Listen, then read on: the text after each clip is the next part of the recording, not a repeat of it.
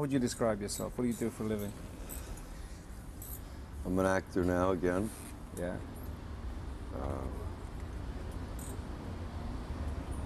I'm starting over again in a way. Tell me about that. Well, I had my career going about 10 years ago, you know, You let it go, right? in the right direction. Yeah. I started not liking the business and not liking myself, and I was slowly self-destructing at a pretty fast rate, if that makes sense. Sure. I felt like I didn't belong doing what I was doing, meaning the acting. I don't know, I felt some sort of guilt about being successful at it. Being an actor is being what I now call behaving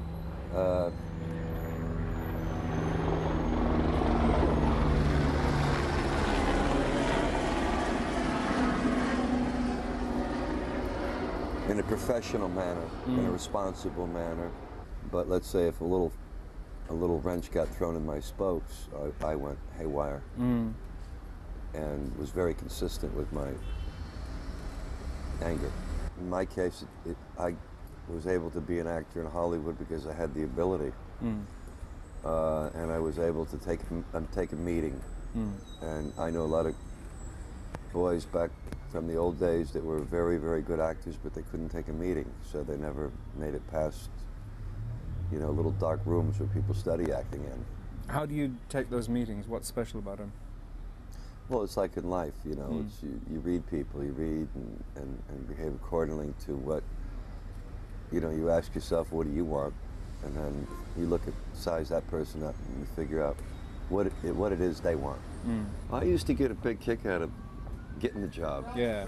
I like that. There was a lot of, I enjoy competitiveness. Probably goes back to sports. Sports were always my thing. You played basketball? No, I boxed and played baseball. Oh, baseball? Yeah. And I I left the acting for 5 years, went back to the boxing. I remember that. For 4 years, yeah. Which, I look back on it now, it was something I needed to do. But I look back on it now, and it was very destructive way of acting out for me. It was not the healthiest choice I could make to do. But physically, it was great for me. Mentally, you know, I sustained some injuries over the years that took me some time to heal from. The adrenaline rush and the countdown from, you know, out of the 11 fights, waiting 12 weeks. 12 weeks in between each fight to get in train, get tuned up and get ready, get focused. There was a lot of responsibility there. You know, it's not like if you haven't done your road work and you're not focused and concentrated, you know, you can't say, let's do another take, you know, and I like that. Yeah. And I wanted to test myself again one more time that way before I turned into a popsicle, you know. Yeah, yeah.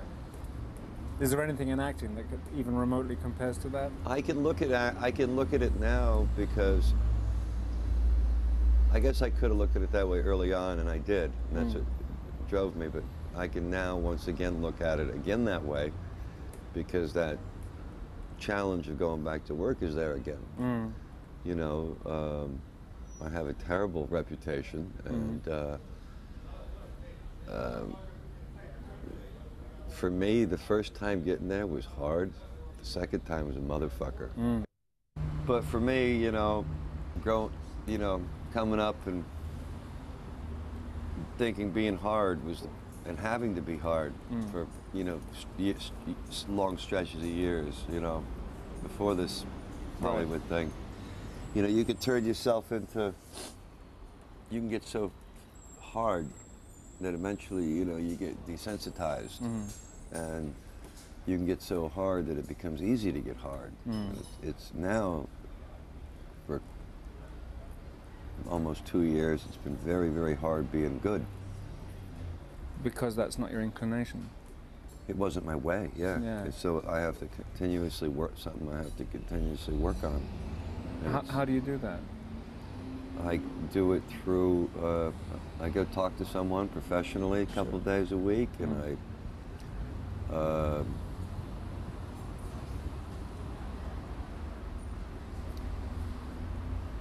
I talk to God a lot, more than one would imagine I would, and sort of it's a journey into itself, because it's a very private kind of hell, because it's a hole that I dug. What did you think being an actor was going to be, and why did you want to be an actor? I got tired when I was about 19 of the boxing. Because I'd boxed for 4 years, and I was getting ready to turn pro, and I got a concussion, 2 of them.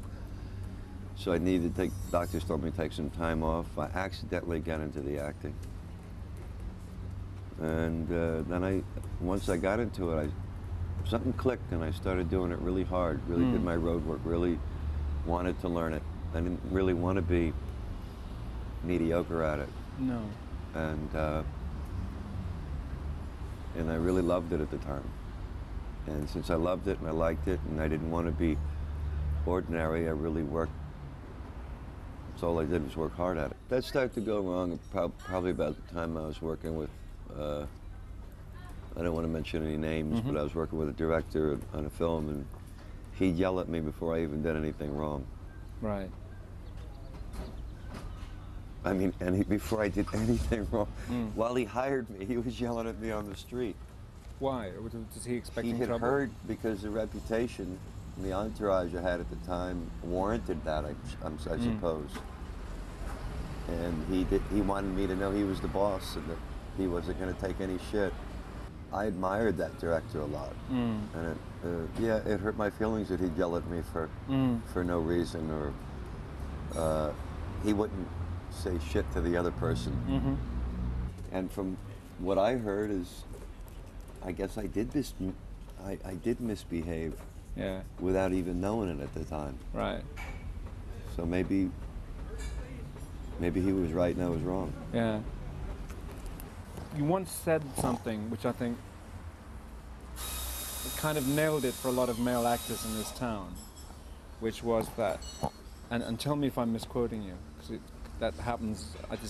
I'm Sure. picking this up from the press, which was that there was a problem with men being actors because essentially it was women's work, and there was something lacking in. I would.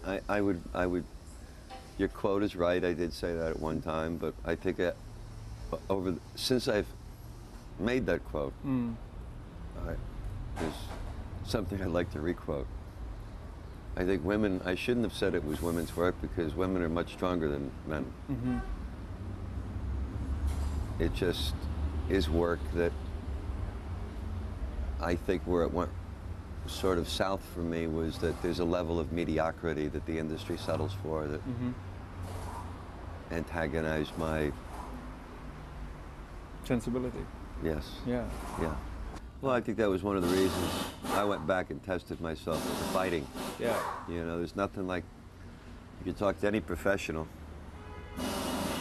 and when you're sitting in that dressing room, that door opens and you hear the roar of the crowd, your stomach's going over and over and over again. You know, fortunately in the acting profession, we don't have to feel that. No. You know. I don't know why I had to test myself one last time. Like I said, I don't think it was the right choice. You know, I heard a lot of people around me doing it. Yeah. Maybe in the big picture, it'll work out for me okay. Yeah. I regained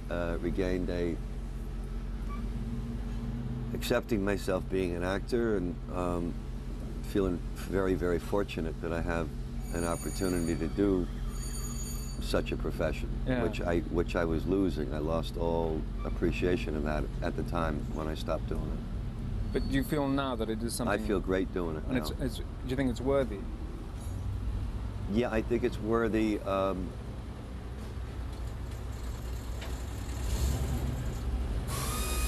When it's honest, and if you can find enough moments in the day or in the whole, from beginning to end, that it's honest and there's integrity. Yeah, sure, that's what's important. For me, it's more interesting than being a mechanic. Yeah. You know, I'd get pretty bored doing this. Yeah. But yet there's something safe about doing this. About which? about just doing an 8-to-5 job. Sure. If you arrive here as a young person and then suddenly are successful, it seems almost impossible to get through that without some damage. Yeah, whether it tails off into some sort of narcissism or drugs or alcohol or you turn into like waxed fruit, you know, your performances, or you end up becoming so big that you end up living in a bubble, which happens a lot. Can you think of anybody who's got through unscathed? I don't know a lot of people in the acting business. No? No. No. I don't understand that. No. It's been very hard to have to go over and work over in Europe on, you know, movies that you know aren't great, just to pay the bills or just keep plugging away. I'd like to, you know, find a piece with integrity that I believe in, that I could get excited about, that I know is not going to end up, you know, on some video shelf of Italy somewhere. I don't think it's such a big deal in terms of people who would like to see you in a film. It might go a long way with people who make films or produce Yeah, them. people who make films. Yeah, the industry. Yeah, that pissed off a lot of people. Yeah. Yeah. But is it true that they have short memories? No. It's not true? No, it's not. Oh, shit. No, it's not. Oh, dear. Yeah. But, you know, it's like, as long as you're still walking and, you know. But the truth is, surely, if you had one hit right now, that the selective amnesia would be a blanket In a heartbeat. syndrome. In a heartbeat. Wouldn't it? I know that, and you know that. Yeah. Yeah. So that'll happen. Huh? So that'll happen. If God wants it to. Absolutely. Yeah. I miss terribly the days when Adrian Lyne and Alan Parker, Shamina would call me up and say, let's go to work. Yeah, yeah. Those,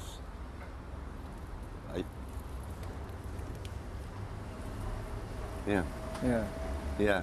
A young director gave me something several months ago that I felt that way about. I felt if I could do this movie, this would do for me what the doctor ordered. And he was very enthusiastic about me doing it. You're right. And then he took it to a couple places and they said no to me. I could have made him a hero. I know I could have. Let's talk about money. Did you earn a lot of money? Spent all my money. But it was good money? Yeah, I made good money, you know, for the time, for 10 years ago, I guess, more than most people make in a lifetime. Sure. Spent it foolishly. You know, it was part of the, I guess, you know, when you get your hands on money for the first time in your life, you don't, you know, It's a rock star thing, isn't you it? don't keep it in your pocket. No. Do you regret that? I regret it now that I was so reckless with it and not responsible with it. Yeah. But that goes along with a lot of other things in my life that I lost along the way of that kind of behavior. Have you done theatre Years ago. before film? Yeah. Yeah. And what did you think of that? I enjoyed it because once again it was something that was very spontaneous and was very challenging, and especially for me, memorizing my lines. Yeah, yeah. You know, years ago it was very hard for me to memorize lines. Over the years, it's like anything else, you pick it up. But back then it was like Halloween 3. In your family, were the musicians or actors or anything like that? No. So where did you get the bug from? I didn't really have the bug. I didn't know what else to do. I was doing other things after the sports that weren't very honorable, and Yeah. I thought, well, I better get out of this line of work. And What did your father do? I don't know. Right. Your mother? She was a nurse. Right. So why the sport? Was that something that everybody Sports are did? great. Yeah, sports. Well, you didn't have to have a lot of money to do sports, and it was something that you got into very early, and I really liked it. What was the first fight like? Oh, nightmare. Was it? Yeah. Tell me. Yeah, it was 14 years since I had fought in the amateurs, and it was down in Florida. And A lot of publicity. yeah, a lot of publicity. It was A lot on of the people like to news. probably watch you have the shit kicked out of you, right? They all came to see me get the shit kicked. Watch why I trained for 12 weeks like an animal, so I didn't give them that privilege. But you knew that was a factor out there. Sure, that was a lot of the pressure, and there's. And you'd set that up too, right? Well, no, I'd gone down to Florida just to hang out, and I was sparring in the old gym, the old Fifth Street gym. It's not there anymore, and some promoter there who knew me from the old days asked me, I was sparring with some kid from Philadelphia, and he said, "You still got a couple fights left?" And I said, "No, Tommy, no." It ended up, he put up the money for a fight, the War Memorial thing in Fort Lauderdale, and I left Miami and come back to LA to train with Bill Slayton down at Watts. Yeah. And about 5 weeks before the fight, I tore my right rotor cuff. And that's a bad injury for anything. And about 2 weeks before the fight, the promoter and his partners came to LA to talk with me. And I found out one guy put up his house, one guy put up this, so there was no way I could back out of the fight. Still couldn't throw a right hand. So the University of Miami doctors gave me these big, I got about 12 injections. The day before the fight and the day of the fight, still couldn't throw the right hand. So there was a lot of dirty. You're right-handed, right? Yeah, there was a lot of dirty.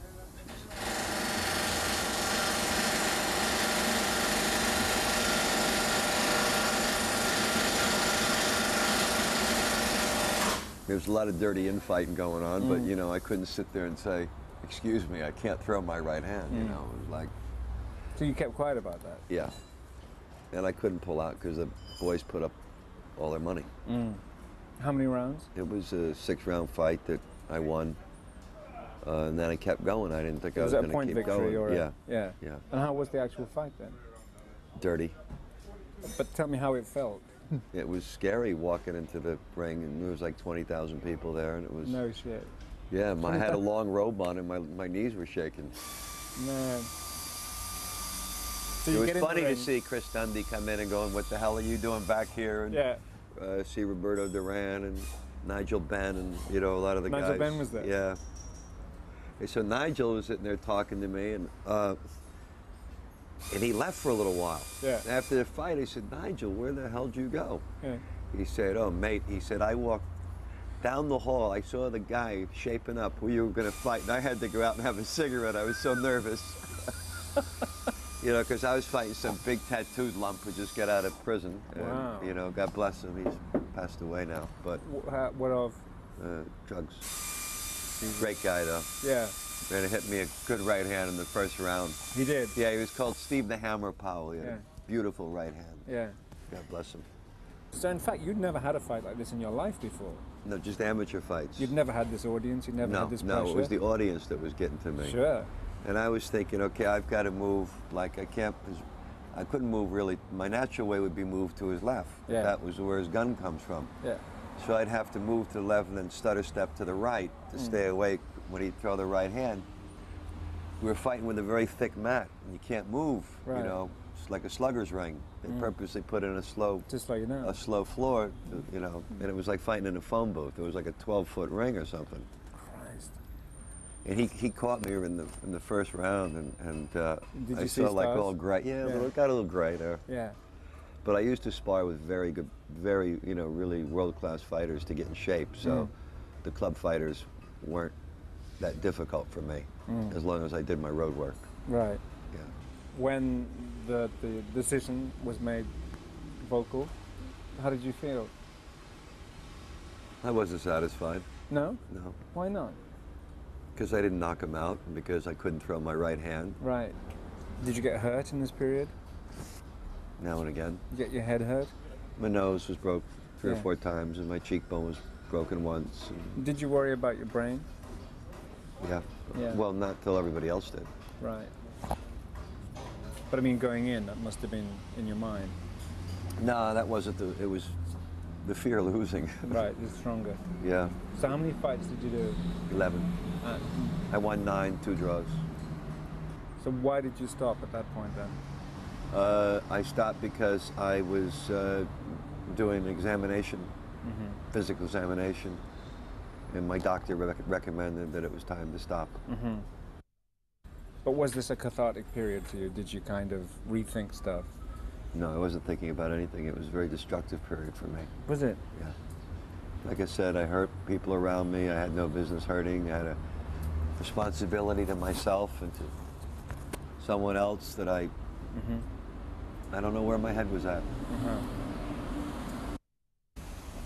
Give me 6 pieces of music that you really like. Knocking on Heaven's Door, Which one? The the Dylan. Like, I like One from U2. I like all the music I used to come out to when I fought. I like Sweet Child of Mine. I like Delilah, Tom Jones.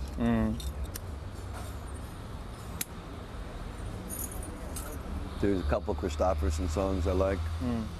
6 movies that have touched me. Yeah. The last movie I liked a lot was Richard Harris's movie, The Field. Yeah. I liked The Deer Hunter a lot.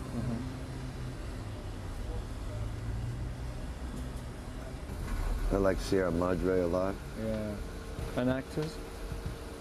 But when you were coming up, I love Darryl Flynn. Yeah.